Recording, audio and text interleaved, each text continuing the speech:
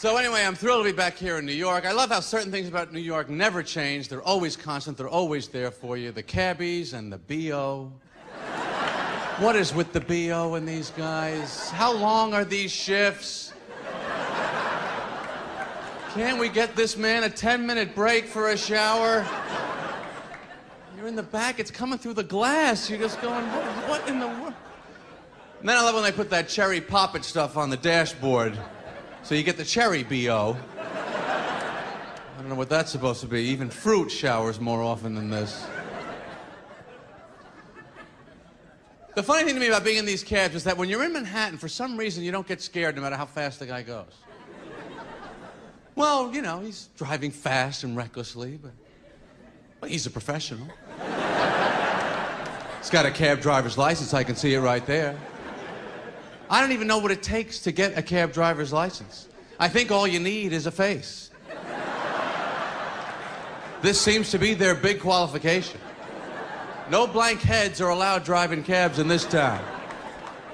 Also helps to have a name with like 8 consonants in a row. You ever see some of the letters in these names? What is the O with the line through it, by the way? What planet is that from? You need a chart of the elements if you want to report the guy. Yes, officer, his name was Amal, and then the symbol for boron.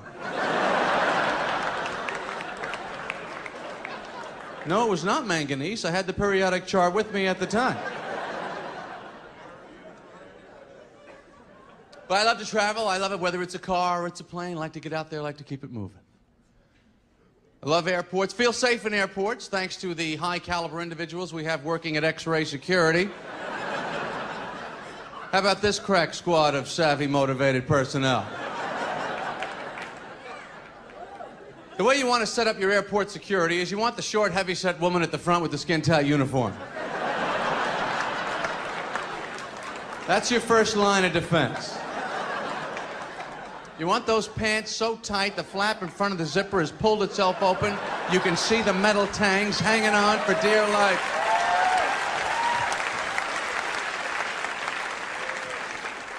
Then you put the bag on the conveyor belt, goes through the little luggage car wash. Then you have that other genius down at the other end looking in the little X-ray TV screen. This Einstein has chosen to stand in front of X-rays 14 hours a day as his profession. Looking in that thing. I have looked in that TV screen. I cannot make out one object. He's standing there. What is that, a hairdryer with a scope on it? That looks okay. Keep it moving. Some sort of bowling ball candle. Yeah, I got no problem with that. Just, you know, we don't want to hold up the line.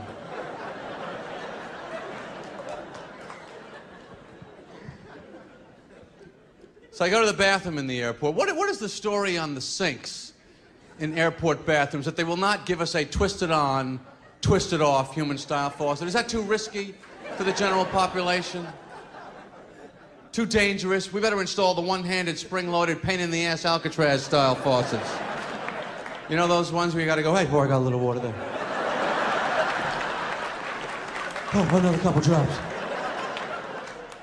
What is it that they think we would do with a faucet?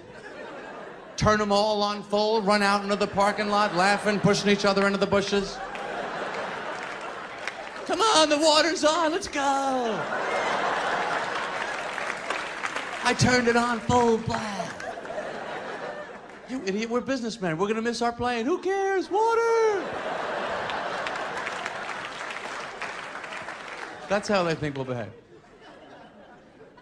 Do the people that work in these little shops in the airport have any idea what the prices are every place else in the world? Yeah, $14 tuna sandwich. We think that's fair. That's what we charge in our country. And you get on the plane. Pilot, of course, always has to come on the PA system. This guy's so excited about being a pilot, he can't even stand himself. Well, I'm going to take it up to about 20,000. Then I'm going to make a left by Pittsburgh. Then I'm going to make a right by Chicago. Then I'm going to bring it down to 15,000. You know, it's giving you the whole route, all his moves. We're in the back going, yeah, fine, that's all. You know, just do whatever the hell you got to do. I don't know. Just, end up where it says on the ticket, really, is our only concern.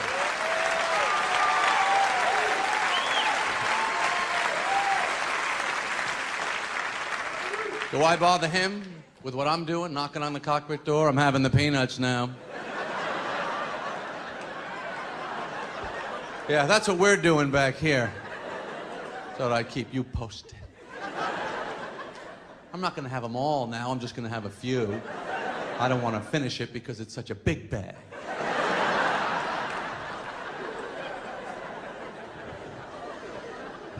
Then the stewardesses have to come out. They have to do their little emergency equipment show. You know, that thing they do. One of them reads it, the other one acts it out. Hey, we have seatbelts and oxygen masks. Things for you to use. They show you how to use a seatbelt in case you haven't been in a car since 1965. Oh, you lift up on the buckle. Oh. I was trying to break the metal apart. I thought that's how it works. I was going to try and tear the fabric part of the belt. I thought if I could just get it started.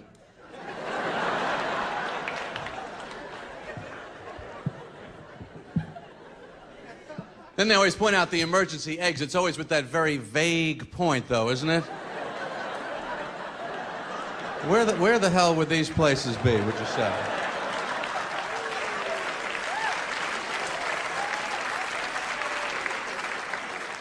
Plane's at a 90-degree angle, your hair is on fire, you're looking for this. How do you think you're going to do there? She's thinking, I'm getting out before you're getting out. You're dead, I'm gone.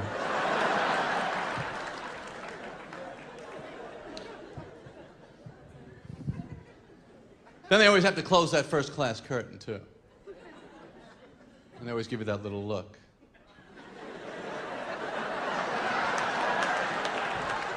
Maybe if you had worked a little harder,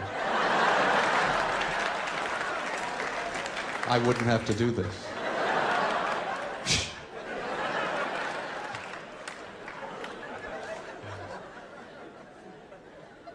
It's a whole tiny world on the airplane, isn't it? There's always that little tiny table there, tiny computer, everyone's in a little cramped seat, tiny food, tiny utensils, tiny liquid bottles, tiny bathroom, tiny sink, tiny mirror, tiny faucets. So it's a small problem, gonna be a slight delay, we're gonna be a little late. I always go in the airplane bathroom. Even if I don't have to go, I gotta go in there. It's nice, it's like your own little apartment on the plane, isn't it? Go in there, lock the door, the light comes on after a second. It's like a little surprise party. But I'm always impressed with the amount of equipment that they have in that place. I mean, it's little, but they got the tissues, towels, closets, compartments, tiny slot for used razor blades. They always have that. Who is shaving on the plane? And shaving so much, they're using up razor blades? Is this what's happening? What is the Wolfman flying in there, for Christ's sakes? Who could shave that much? Arr.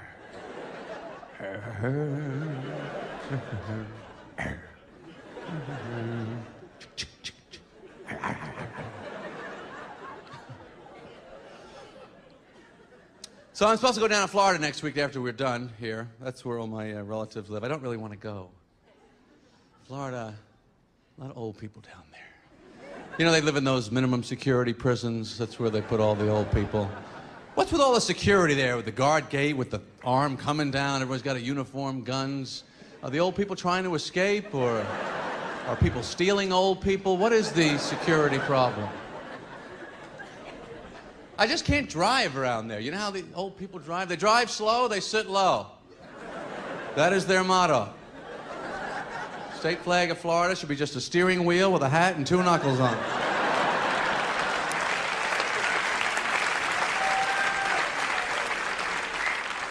And that left turn signal on for when they left the house that morning. That's a legal turn in Florida. It's known as an eventual left. You can signal this week, turn any following year of your life. I love airports. Feel safe in airports, thanks to the high-caliber individuals we have working at X-Ray Security. How about this crack squad of savvy, motivated personnel? The way you want to set up your airport security is you want the short, heavy-set woman at the front with the skin-tight uniform. That's your first line of defense. You want those pants so tight the flap in front of the zipper has pulled itself open. You can see the metal tangs hanging on for dear life.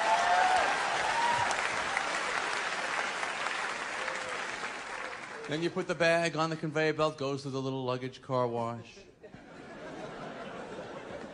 Then you have that other genius down at the other end looking in the little X-ray TV screen. This Einstein has chosen to stand in front of X-rays 14 hours a day as his profession. Looking in that thing. I have looked in that TV screen. I cannot make out one object. He's standing there. What is that, a hairdryer with a scope on it? That looks okay. Keep it moving. Some sort of bowling ball candle. Yeah, I got no problem with that. Just, you know, we don't want to hold up the line.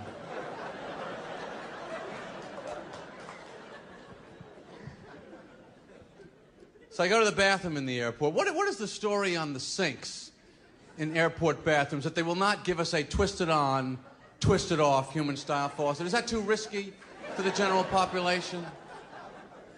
Too dangerous? We better install the one-handed, spring-loaded, pain-in-the-ass Alcatraz-style faucets. You know those ones where you got to go, hey, I got a little water there. Oh, another couple drops. What is it that they think we would do with a faucet? Turn them all on full, run out into the parking lot, laughing, pushing each other into the bushes? Come on, the water's on, let's go. I turned it on full blast. You idiot, we're businessmen. We're gonna miss our plane. Who cares? Water! That's how they think we'll behave. Do the people that work in these little shops in the airport have any idea what the prices are every place else in the world? Yeah, $14 tuna sandwich. We think that's fair. That's what we charge in our country.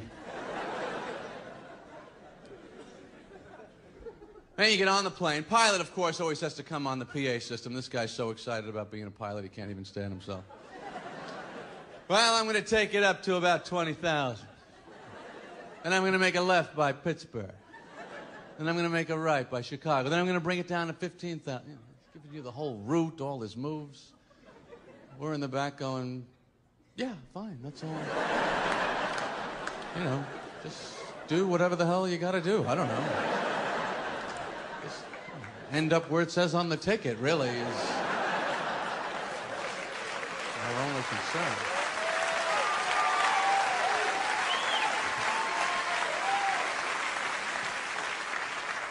Do I bother him with what I'm doing, knocking on the cockpit door? I'm having the peanuts now.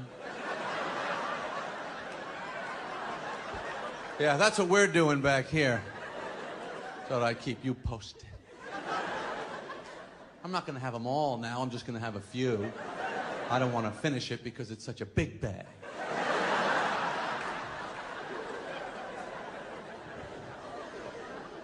Then the stewardesses have to come out. They have to do their little emergency equipment show. You know, that thing they do. One of them reads it, the other one acts it out. Hey, we have seatbelts and oxygen masks. Things for you to use. They show you how to use a seatbelt in case you haven't been in a car since 1965. Oh, you lift up on the buckle. Oh. I was trying to break the metal apart. I thought that's how it works. I was going to try and tear the fabric part of the belt. I thought if I could just get it started.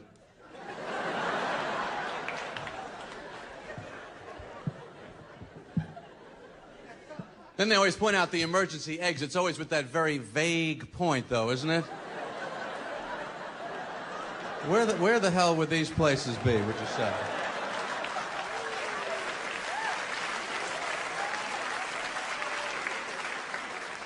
Plane's at a 90-degree angle, your hair is on fire, you're looking for this. How do you think you're going to do there? She's thinking, I'm getting out before you're getting out. You're dead, I'm gone.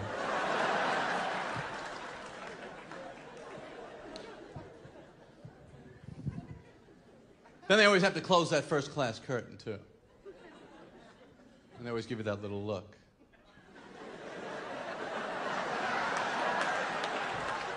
Maybe if you had worked a little harder,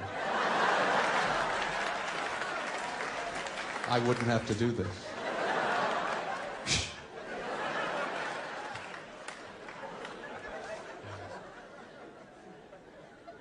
It's a whole tiny world on the airplane, isn't it? There's always that little tiny table there, tiny computer, everyone's in a little cramped seat, tiny food, tiny utensils, tiny liquor bottles, tiny bathroom, tiny sink, tiny mirror, tiny faucets.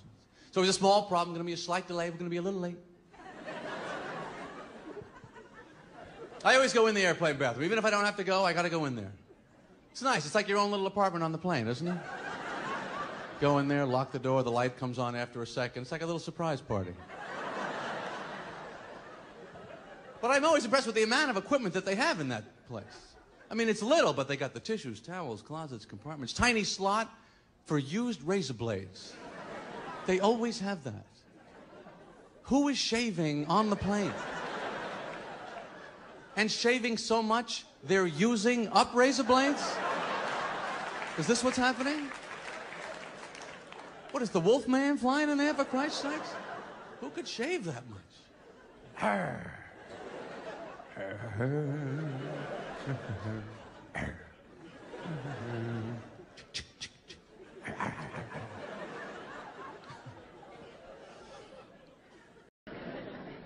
Candy was my whole life when I was a kid. That was first 10 years of my life. I think the only clear thought I had was get candy. That was it. Family, friends, school. They're just obstacles in the way of the candy. I'm out for the candy here. I'm just thinking, get candy, get candy, get candy, get candy, get candy. That's why you have to teach kids not to take candy from a stranger if they're playing in a playground, because they're such candy moron, idiot brains. It's just, this man has candy, I'm going with him, goodbye, I don't care what happens to me, get candy, get candy, get candy, get candy. Don't go, they'll torture you, they'll kidnap you, it doesn't matter, he has an O. Henry, I have to take that chance. Get candy, get candy, get candy. So the first time you hear the concept of Halloween when you're a kid, your brain can't even process the information. You're like, what is this? What did you say? So what did you say about giving out candy? Who was giving out candy? Everyone that we know is just giving out candy? Are you kidding me? When is this happening? Where? Why? Take me with you. I got to be a part of this. I'll do anything that they want. I can wear that.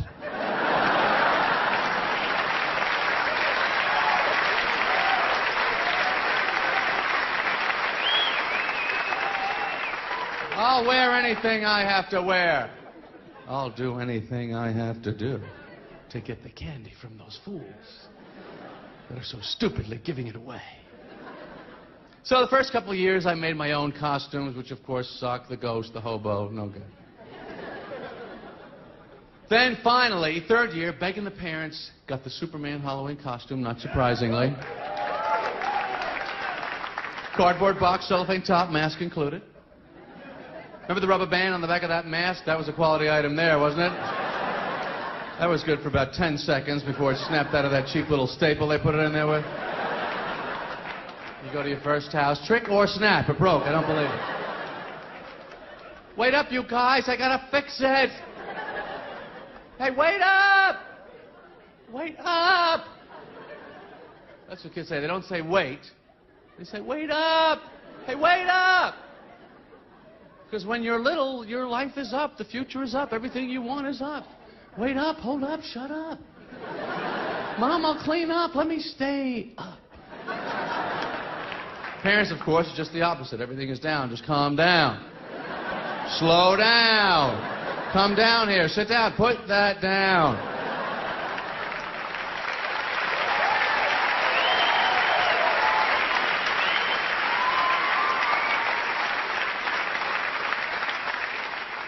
So I had my little costume. I was physically ready. I was preparing myself. I did not try on the costume prior to Halloween.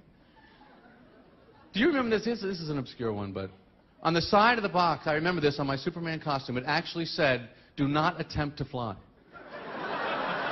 They printed that as a warning, Because kids were putting it on and going off the roofs, you know. I love the idea of the kid who's stupid enough to think he actually is Superman, but smart enough to check that box before he goes off the roof. Wait, let me see if it says anything about me being Superman. Oh, wait a second here. So anyway, but my hopes were up. I was thinking that this is probably the same exact costume that Superman wears himself. When you put these things on, it's not exactly the super fit that you are hoping for. It looks more like Superman's pajamas is what it looks like. It's all kind of loose and flowing, and the neckline kind of comes down about there. Flimsy little ribbon string in the back. Plus, my mother makes me wear my winter coat over the costume anyway.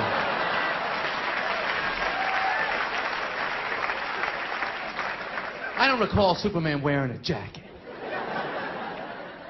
Not like I had cheap corduroy, phony fur. Boy, I'm Superman, but it's a little chilly out, and I'm glad I've got this cheap little 10-year-old kid's jacket. So I'm going out, I'm trick-or-treating, but the mask, the rubber band keeps breaking, it keeps getting shorter. I'm fixing it, it's getting tighter and tighter on my face. You know when it starts slicing into your eyeballs there, and you're trying to breathe through that little hole? Getting all sweaty. I can't see, I can't breathe, we gotta keep going, we gotta get the candy.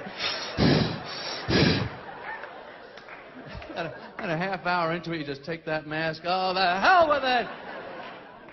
Bing bong, yeah, it's me, give me that candy. Yeah, I'm Superman, look at the pant legs, what do you care?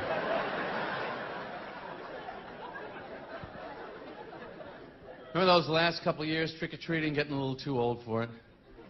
Still out there, going through the motions. Bing bong, come on, lady, let's go.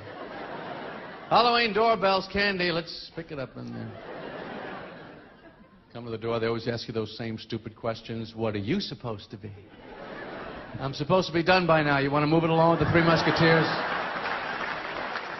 I got 18 houses on this block, sweetheart. Just hit the bag, we hit the road. That's the way it works.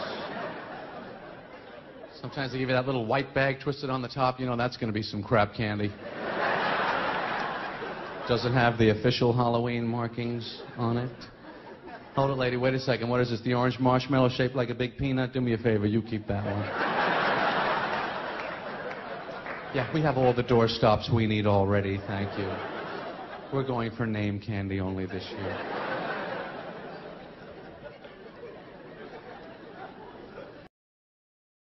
You ever think about the life of clothes? What is the life of clothes, really? What does it come down to? It's waiting, isn't it, more than anything else? In the closet, in the hamper, in the drawer. There's shirts in your closet right now going, he never picks me. They're either on you or home, hoping to get picked tomorrow. And their whole existence is just a steady decline, isn't it? I mean, when they first come in the house, they're new, they got price tags. Maybe they're wrapped in a little tissue paper. They're the big stars. But then after a while, they start to fall out of the rotation. They're in the back of the closet. They're as-worns. It's so tragic. One day, they're being shown off at parties, nightclubs. Next day, they're using you to clean paint out of a paintbrush. You go from New Year's Eve to hanging out of a car's gas tank pipe, flapping down the highway. What kind of life is that? You've never done the TV guy crossword puzzle? You know, it's always like, the Dick Van Dyke blank.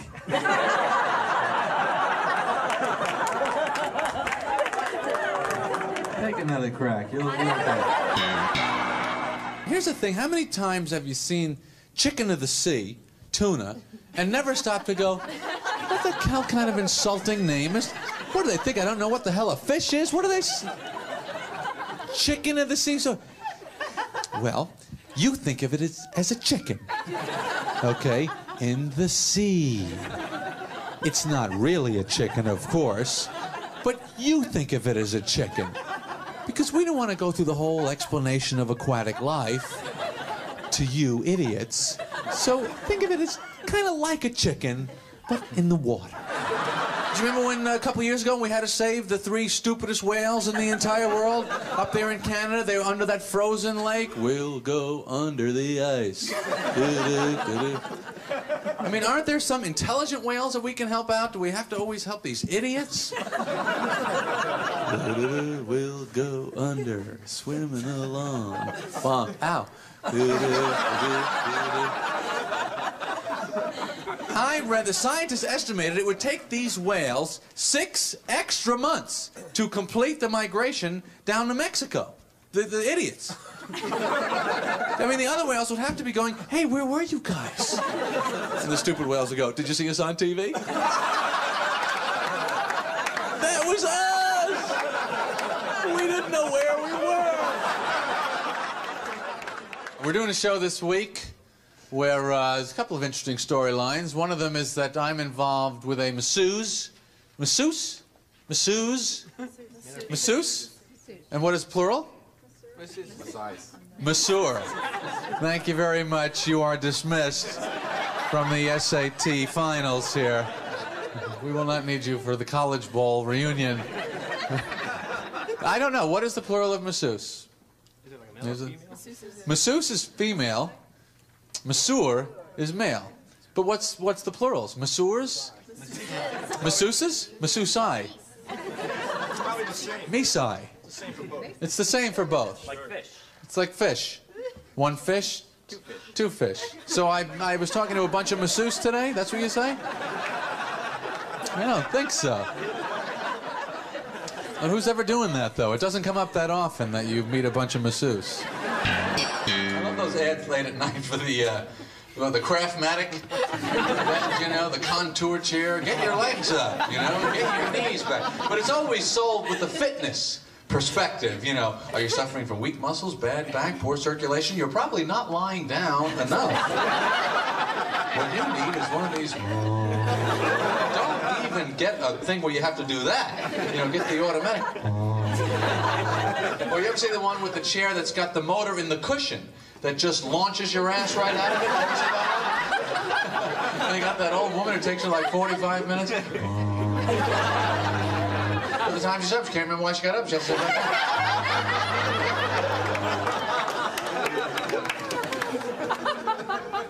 I mean, isn't that dangerous? Couldn't that short circuit or something? Well, good night, Grandma.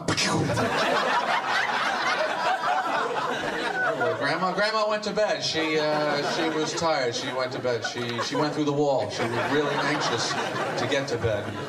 You see the cutout. You know. See, one of my favorite advertising things that I see them do is this no payments until March. Have you ever seen this? How stupid are we supposed to be? Like, oh, March. It'll never be March. The guy in March, he'll pay for it. Whoever he is, I don't have any money, but in March, there'll be money. That guy will pay. I had to visit somebody in the hospital. It's always tough visiting someone in the hospital. You're walking down that corridor. You don't want to get a real good look into any of those rooms as you're walking, you know? Isn't it amazing how you only really care about your person when you're visit someone in the hospital, you know? You meet the person in the next bed. You want them to get better. But if they don't, that's the breaks. Why can't the people in the hospital wear their own pajamas? Why do all the patients have to dress alike? Are they a team? I don't think so. Pajamas and TV. That's how you get over any illness. This system has been working for you your entire life, and then when you're in the hospital and you really want to get better, you have no pajamas, the TV's on the ceiling, and the hospital wonders why half the people don't make it. The only way, you know, that men have been at all able to even the score on this fake orgasm thing is that it was a man that invented the cubic zirconia. That balances it out a little bit. You can't tell, we can't tell, we're even. What would you say is the dumbest Winter Olympic event? Ballerina swimming. Ballerina skiing? Yeah, that's dumb. I've never heard of that one. Ballerina skiing? Which, snow bowling? Yeah, that's a good one. Snow bowling. Have you seen that on TV? Yes. They actually have snow bowling. They have a captain and they roll the ball and then they have to like push it with the stick. Oh, where they sweep in front of it. Yeah, it's like a maid competition there with the. I like the luge. You know the luge? The luge is it's the one that's done on the bobsled run, but the guy's not even on a sled. It's just Bob is what it is. It's literally Bob, and he's hanging on for his life. And I feel like you could have people competing in this sport against their will, and the times would be pretty much the same. You just grab people, you put them in the helmet so you wouldn't hear them screaming, you throw them down the thing, and they're in the luge. Who would even know the difference? Just, you can't see them doing anything, you know, or they aim their feet or something. It's so stupid. Or the biathlon, you know this one? This is the one that combines cross-country skiing with shooting a gun. How many alpine snipers are into this? It's like combining swimming and strangle a guy. Why don't we have that? That makes as much sense to me.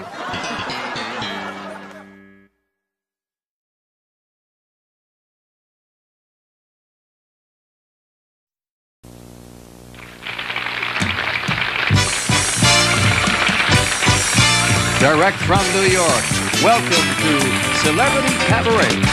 Today's guest celebrity, Dick Shawn.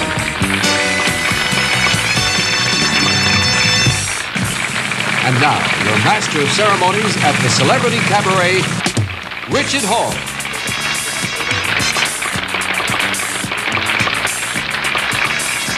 And Manhattan is where I live. Manhattan, as you know, is the site of the tramway. The tramway is this new thing that they have on Roosevelt Island. It's a cable car that goes back and forth between Manhattan and Roosevelt Island. I think that this is a terrific thing. The city's on the verge of bankruptcy. They're putting up rides for us, and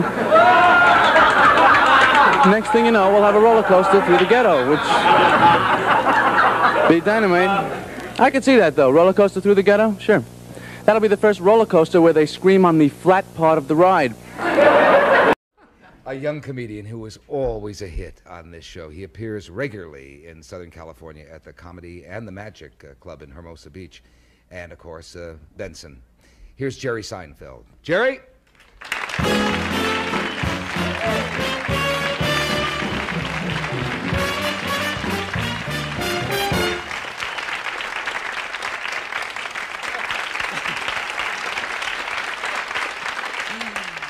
Hi, hey, nice to see you here tonight. Nice to be here. Boy, I like to always talk about different things about individuals. See, every person has something that's a little bit different about them. I guess that's kind of what the height report is about. Now, I'm left-handed. To me, that was always like a special thing. Is anybody left-handed? They're here. They have trouble clapping. That's all right. Because when you're left-handed, you put down for being left-handed. You know, it's always left. Oh, left words are always negative things. Leftovers. They're terrible. 2 left feet, left-handed compliment. You ever see a crook named Righty? You never see that. Everything right is a positive thing. Right on, the Bill of Rights. You go to a party, there's nobody there. Where'd everybody go? They left. It's always a negative. But I feel good. I just opened a checking account at a new bank. Banks want you to feel that they're concerned about you, too, about your special interests, but they're not. Banks are not concerned. You call up a bank, call up a big company, they always put you on hold with that little music playing. You ever get that music? And they figure he's got the music, we can leave him on there. Operator once left me on there 20 minutes. By the time she came back, I couldn't even remember what I wanted. She says, "Can I help you, please?" I said, "Yeah. I'd like to hear the rest of that Johnny Mathis album." You got me into it. Let's see the other side. They gave me checks with the scenes on the back. Do you ever get those checks, little pictures on the checks? People golfing, skiing. I'm writing out checks, sweating it out. They're having a great time. I'm writing out checks. I'm not having a great time. I'd like to see bums and dead people. I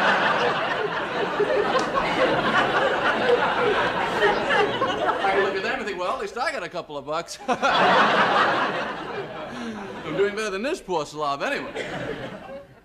But boy, I'll tell you, as summer is coming in, I'm so excited about summer because, you know, it always means the rides. I used to go on the merry-go-round and the bumper cars. That was always my favorite ride. Remember the bumper cars?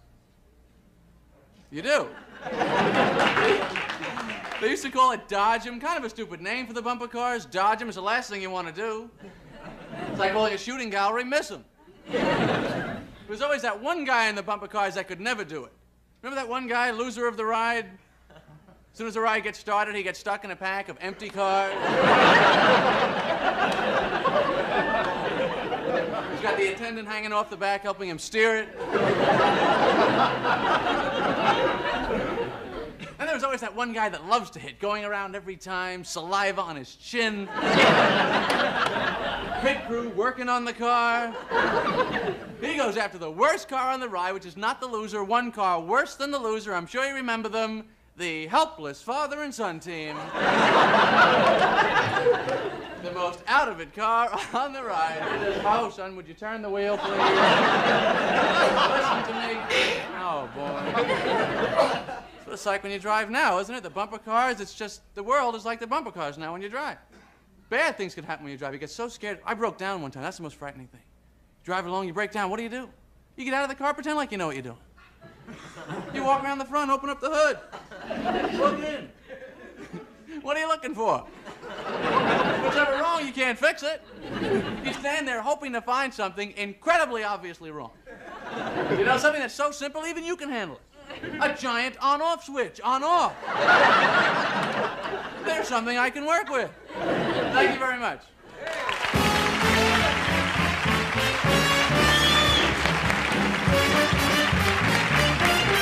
Great, Thank you. Nice. Cheryl Height, George Hamilton. We'll come back. Jerry Seinfeld.